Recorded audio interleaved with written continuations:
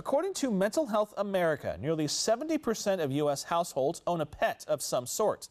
80% of owners say their pet brings them happiness and emotional support. The National Institute of Health agrees, especially when it comes to dogs. According to their studies, dogs can help improve physiological and psychological well-being. We spoke with Northeast Regional Medical Center about how their therapy dog, Luna, helps patients.